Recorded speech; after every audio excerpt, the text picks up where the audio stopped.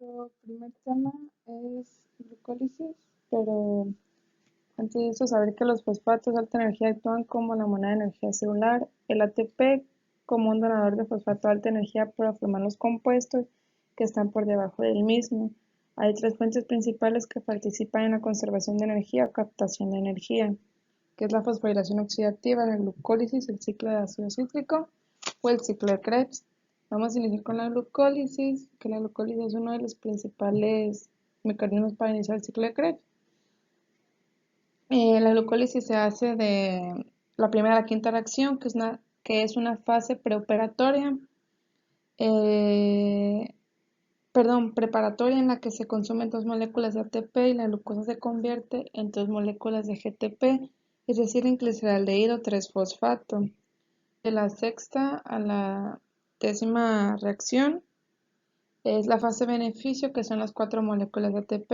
En las 5 reacciones anteriores se consumieron dos moléculas de ATP y el producto final de la glucólisis serían dos moléculas de ATP, dos de piruvato, dos de NADH y dos moléculas de oxígeno.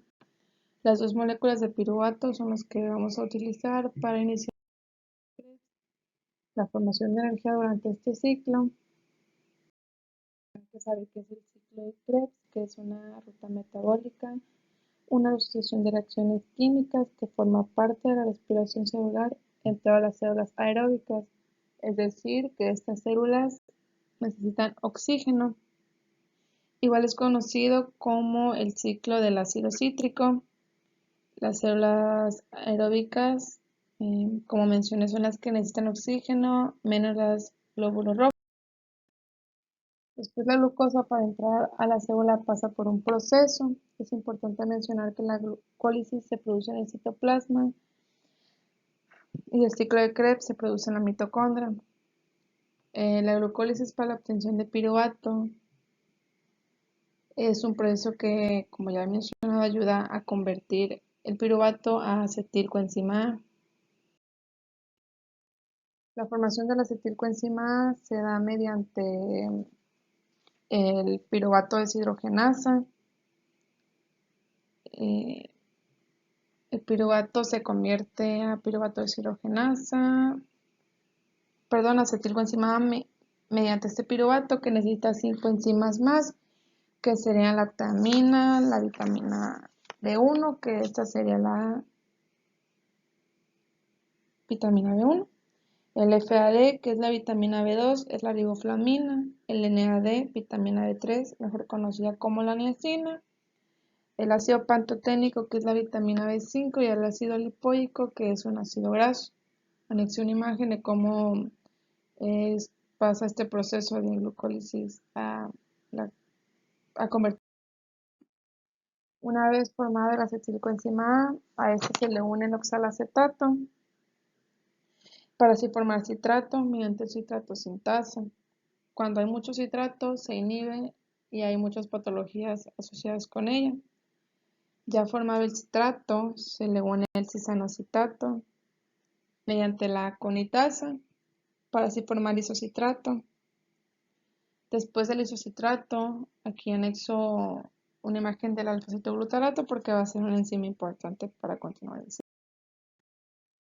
Continuamos con el alfa-cetoglutarato, que se convierte en succinilcoenzima A mediante la enzima coenzima cetoglutarato deshidrogenasa, que necesita las 5 enzimas que utilizó el piruvato deshidrogenasa, que es de la tiamina hasta el ácido lipoico, que es el ácido graso. Este se convierte en succinato. El coenzima A se convierte a succinato mediante succinilcoenzima A. Cuando pasó el isocitrato al alfa-cetoglutarato, hubo la reducción de NAD a NADH, y aquí en succinilcoenzima A, succinato, es la segunda reducción de NAD a NADH y la segunda vez que se libera CO2. Aquí igual se hace la única reacción de todo el ciclo, que es la reducción del GTP al GDP más el PI. Después vamos con el fumarato, que se convierte a malato mediante la fumarasa, y para terminar el ciclo se convierte en malato deshidrogenasa. Es necesario que este proceso y que todos los ATP y los ADP y todas las reacciones que hay sucedan para poder así formar las energías. Y vamos a terminar, como ya he mencionado, con la fosforilación oxidativa, que esta es la energía del NADH. Por eso es importante el ciclo de Krebs y la glucólisis. Eso se produce en una síntesis de ATP, utiliza energía generada por protones. Es una proteína que ayuda, como ya mencioné, a la formación de... Aquí en esta imagen podemos ver el NADH, que sería la energía, y la reducción del NADH mediante la oxidación, que eso quiere decir que pierde electrones. Arriba el H son los protones y la E son los electrones. Y después aquí tenemos que llegar a producir oxígeno para que este oxígeno se reduzca y así poder formar energía. El transferir electrones va por serie de pasos para pasar por un receptor a otro y liberar energía de manera más relajada, es decir, que se modere un poco más la energía y no produzcamos de más, simplemente lo necesario. El lado derecho hay una célula, que en esa célula, en donde está lo rosa, que sería aquí la mitocondria, perdón, el citoplasma, entonces se produjo el ciclo de Krebs y aquí en la mitocondria se va a producir fosforilación. Bueno, en sí la fosforilación, ahorita la vamos a ver en una parte de la membrana. En la célula puse la membrana interna, la membrana externa, el espacio intercelular y la matriz. Es como tal la estructura de toda la célula. La proteína principal que ayuda a que este proceso de fosforilación ocurra es el complejo F1 ATP sintasa.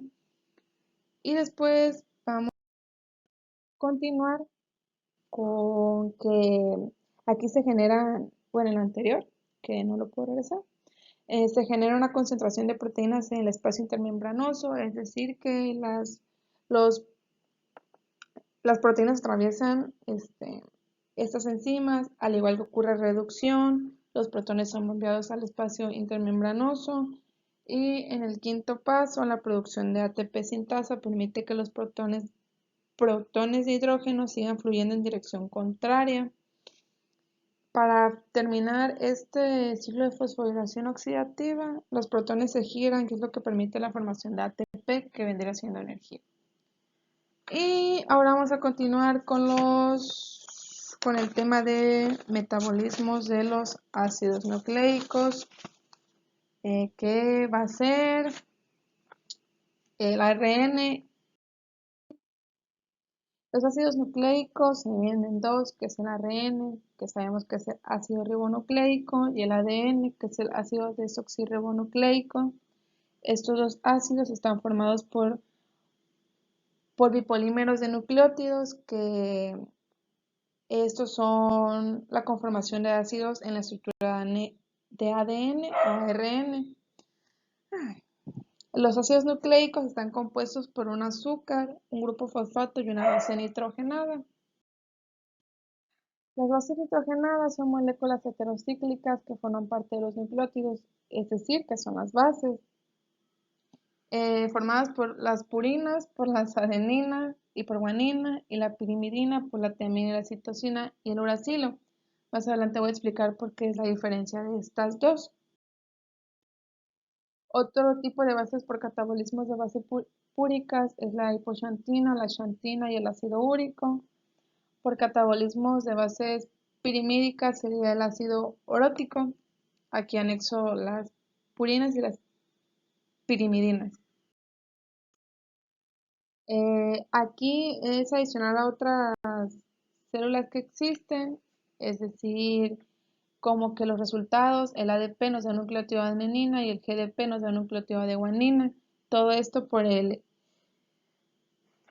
IMP, que es el miocitato, porque hay un metabolismo de los nucleótidos antes. Bueno, ya continuamos con los tipos de ácidos nucleicos, que sería el ADN, el A de tipo lineal y el ARN. Bueno, aquí voy a explicar que el ADN está formado por un doble hélice, y es decir que tiene puentes de hidrógeno, que son los que se ven en medio, que son los que se ven acá, estos. Y el ARN solamente está compuesto por un hélice, pero al igual que los demás y que la lineal, tiene puentes de hidrógenos, que son estos, que estoy aquí señalando con el puntero. Después vamos a decir que el ADN está formado por cadenas nucleótidos, en las que las bases hidrogenadas de este serían la adenina, la citosina, la guanina y la tiamina. Una de las características del ADN es que está formada por cadenas nucleótidos, cadenas antiparalelas y cadenas unidas por puentes de hidrógenos, como ya había mencionado antes. Las cadenas complementarias de este ADN solo van a ser adenina, timina, citosina y guanina, como mencioné. Vamos con el ARN, que es, o sea, vendría siendo la mitad del ADN, solo una porción de ella. En este destaca que es solo un hélice y está formado por un nucleótido y bases nitrogenadas al igual que el otro. Lo que destaca en esta y la que hace que sea diferente es que en este va a ser adenina, uracilo, timina y guanina.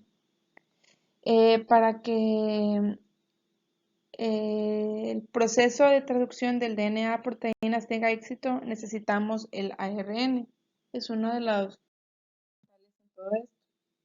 Ahora voy a mencionar los tipos de ARN, que son tres: el ARN mensajero, el ARN transferencia y el ARN ribosómico. Los tres ribosomas son importantes que se unan y formar una proteína que tiene que haber, y formar la proteína tiene que haber comunicación entre los tres siempre. Si no, es cuando inician los síndromes, entre otras cosas, que es muy común. Y vamos con el ARN mensajero, que es el encargado de llevar la información del núcleo hacia el citoplasma, y este entra por el ribosoma. El segundo sería el ARN ribosómico, que es el encargado de la traducción de estas proteínas, ubicado en el ribosoma, mediante el orgánulo celular donde se sintetizan. Y por último sería el ARN de transferencia, que es el encargado del transporte de los aminoácidos que hay en el citoplasma. Tienen que ir en orden de ARN mensajero, ARN ribosómico y ARN de transferencia. Esto sería el metabolismo de los metabolismos de los.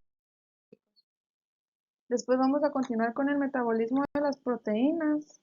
El metabolismo de las proteínas eh, en diferentes órganos. Las proteínas son el 15% del valor calórico total del cuerpo de una persona en peso ideal. Se clasifican las proteínas que tienen alto valor biológico, que sea una dotación completa de todos los aminoácidos esenciales, que serían en este caso carnes, lácteos y derivados de ellos.